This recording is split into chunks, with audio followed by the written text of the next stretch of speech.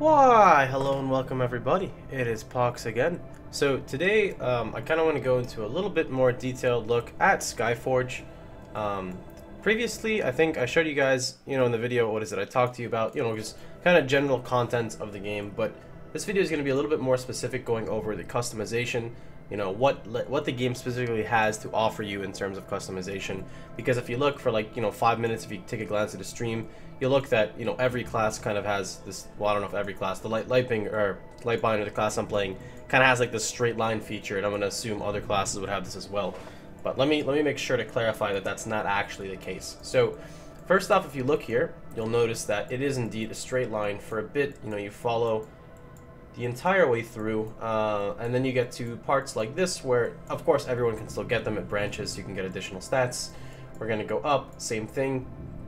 And then it comes to about here, where I do believe even in this scenario, you can still branch out and get both. I don't see why you wouldn't. It would just be one hell of a grind, at least at this current state in beta, to be able to go both ways. But nonetheless, this is a split you would do, which would definitely impact your gameplay in one way or another, whether or not you went the top route or the bottom route. So for example, here you'd have Talent Serenity, which you could see here, the durability of the shield equal to 50% of the Lightbinder's health. And then you have another talent here, which all targets in the area affected Golden Sphere have their movement speed. So there's different talents, and then there's different skills depending on which way you go. So down below you get Pulsar, and up above you get Radiance. And then finally you would finish off somewhere over here. Now the one thing I am confused about, and I don't know yet because I haven't played it enough, I've only put like 10 hours into the game, is there's another feature. So I'm gonna go ahead and hit the. I'm under the Lightbinder Atlas right now. There's something called an Ascension Atlas, and this is like this gigantic, huge thing, and I don't know how this works. And you can see there's different classes here. So right over here we have the Necromancer. Over here we have the Lightbinder, which is what I'm playing, and you can actually unlock. This is how you unlock the classes. If you go over, if you have forgot what it's called. It's a different type of credit. You can see it there. That's how you actually unlock them. Double click the node to unlock it, but I do not meet the requirements here. Same with archery or archer over here. In the divine form world. Okay, so there's divine things. I've never even seen that before. That's a new currency. So there is a little bit of customization in that set. I'm assuming this part specifically, but that being alone, assumingly that you have everything, like your end game, you've been playing for God knows how many hours, and you have everything maxed, then there's no customization there. But I still don't know 100%. But the one thing I do want to tell you guys is definitely customizable is the following. So over here, you've got your abilities, and you can see here, you've got 4, 5, 6, 7, 8, 9, 10. You've got 10 slots for talents, and you've got, let's see, 2, 4, 6, 12, 18, 19, 20. So you've got 20 actual talents, but you only have 10 spots. So you do get some differences here. I can definitely tell you that for being a support role, you'd use different talents than like kind of being a semi-DPS. I'm sure there's like some type of sustained talent. Let's look over here. Unstable shield reduces the duration of crowd control effects by 40%, provides immunity to movement restricting effects. So this would be more for like PvP. Burning Stream and Starstorm inflict 30% more damage. Places a guiding star effect on Lightbinder. Every 10 seconds it removes the cooldown of Wanderer's Relic used by an ally. The effect stacks up to 3 times. So there's different effects that you can get on here. But something else more importantly as well is if you look over here, you have your left side abilities. And these are your actual abilities that are hotkeyed right now. Like if I hover over, you can see at the bottom, this would be my V. Pulsating Flare is my left click. Starstorm is my number 3. And Wanderer's Relic is my Z. And I actually don't have skills equipped right now, you can see right here. But what this point brings up is you get skills unlocked for certain areas. So for example, say left click would be your spam ability, right? So under left click, you can see I have an option that is not, oh, actually it's this one right here. I have an option right here to go Pulsating Flare for Flood of Light, and this is more utility. So if you look at the bottom effect, Flood of Light increases might, strength, spirit, luck, valor of the selected ally for 8 seconds by 20% of those of the Lightbringer for each stack of the effect, up to 100% at the 5th level of the stack. That's a lot. You can see there that's the charge skill if you hold it down. But what I currently have equipped is Pulsating Flare, which is, you can look, oh sorry, it's Burning Stream, which is what I have right now, which a Burning Stream inflicts so and so damage to all enemies in the area. Down below here I've got Starstorm, which could be swapped out for Blessing of the Sun. Here I've got Supernova, which can be swapped out for Kassar and or Pulsar when I unlock it. Then we've got, in this section, Star Fury, Rise and Shine, and Blessing of Tenacity. Following, we have Sacred Barrier and Wrath of the Sun. And then we've got Wanderer's Relic and Radiance. So this is a little bit of stuff you could do. You know, I expect more stuff to come out later on, but right now it does give a little bit of customization. You know, of course, there's going to be some talents and some skills you pretty much have to use. This is just my general sense of anytime you play a game, you know, it's like, oh, you have to have this is your mobility. Oh, you have to have this is your, you know, your sustain. And then you can kind of vary whether or not you're going AoE, single target, PvP, utility, tank. That would be my assumption. But more along the lines, there's a little bit more customization in your gear.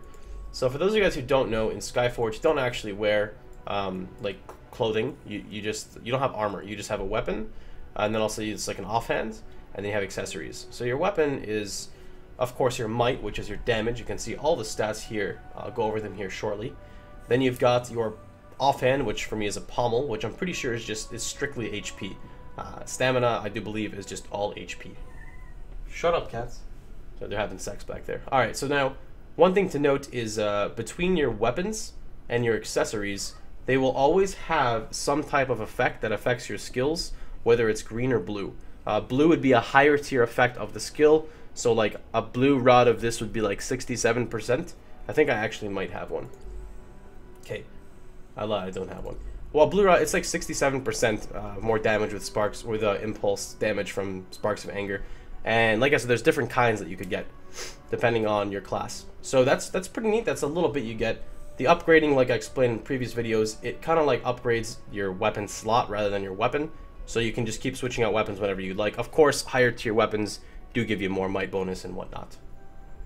So that's a little bit of customization again you could get on your gear. Now another thing to note, this is where I like it, is your accessories themselves have stats they can roll. So of course this one is Strength Luck. Then we've got Valor Luck. Shut up, cats. Then we've got Strength Luck again and Luck Spirits. But the bottom stat, if it's a green, rolls 1. If it is a blue, it rolls 2 stats. I haven't found anything higher than blue tier. So you can get like crit roll and maximum damage maybe. I don't know if there's different like you know on PoE you have prefixes and affixes. Well, sorry, prefixes and suffixes. I don't know if there's prefixes and suffixes in this game, but I've never seen crit and damage paired together, like crit and maximum or crit and minimum. I see like crit and HP or something paired together. But again, this like I'm running full critical chance here. I've got like a 23% chance to crit. So that is a little bit more of, you know, I guess min-maxing. You want to find your perfect accessories with the perfect stats, vice versa. So then I'm going to go over to the stats here and kind of go over what each one does. So we've got Might, which increases your base damage. Stamina, which increases your maximum health. Strength increases your minimum base damage. Valor increases your bonus damage. Luck increases critical damage. Spirit increases impulse damage. Then you have base damage, bonus damage, critical damage, and impulse damage. These would be your main categories. Then you've got Proficiency, which allows you to use more powerful items. Leadership allows you to recruit higher ranked adepts, which I have to make a video on when I understand exactly how the adept feature works. Your critical chance, Discharge Recovery, which is actually really good. Impulse charges are... Impulse charges, if you look, I don't know how to show it with my mouse, but if you look at my character, you can see my health. To the right of that, you'll see my dash. I have 3 dashes. Right above that is my impulse, and when that goes off, that scales off of your Z. Here we go, equipment. Rip, I don't know how to get back to my stats. Here we go, equipment. All right, that scales off of your, which one is it? Spirit, off your spirit, and you can get like insane crits with it. So let's go back down here. We've got all right, maximum damage temper. Chance the ability will inflict maximum additional damage regardless of the target's health. Alright. Crushing Blow has certain chance to increase base damage 2 times. Violence, if the character has less than 50% health, their damage is increased by a certain amount. Solidity increases the base damage by a certain percent of your stamina. Range damage increases the damage inflicted to enemies at a distance of more than 20 yards. Vigor increases your damage when you're chasing the enemy. Health bonus increases your maximum health. Shield Power increases the effectiveness of damage absorption effects, so shielding bonus. Endurance reduces great incoming damage. Regeneration restores part of the health lost in combat if the character does not take damage for 4 seconds. That sounds really cool for maybe like soloing bosses and stuff. Because it doesn't say in combat, it just says does not take damage. We have block, occasionally increases the incoming damage by a certain percent of your stamina. Adaptation. Incoming damage is temporarily reduced after you take damage. This effect stacks up to 5 times. Dash activation reduces your dash time. You get 3 dashes. Melee defense reduces damage taken from melee attacks. Range defense reduces damage taken from range attacks. And defense penetration, part of your damage that ignores the target's defense. So I'm pretty excited to see really how the game morphs out, to see if all these stats actually play a role or if some of them are kind of stupid, because usually in games you don't have a variety of stats like this, and if you do, certain classes don't use certain ones. And in here I know for a fact there's more than just this class that uses Spirit, which is impulse damage. So it seems like maybe like 70% of these stats are going to be used between every class, and I want to see if every class has, or if every stat actually has its use. You know, it's a shame to see a stat that doesn't do anything. You know, like for example in PoE, if you roll life regeneration on a piece of gear and you have 5,000 health and it gives you 3.2 life regen per second, it's pretty awful. So I'd really like to see that all these stats are going to be used later on. It'd be really neat. But yeah, there's still a lot that I need to uncover about this game. You know, a lot of people have their doubts about it, but there really is a lot to this game, and it's actually not too much to take in at once like other games. They do slowly introduce it to you, and that's really cool. But you know, you guys have any questions, like I said before, just feel free to drop anything down in the chat. If you guys have a video you want me to make something on as well, drop it down in the chat. And I hope you guys have had a good one. Hope I explained everything kind of well. And if you liked the video, feel free to like, share, and subscribe. With that being said, I hope you guys have a wonderful day, and I hope to see you guys all tomorrow. Take care, everybody.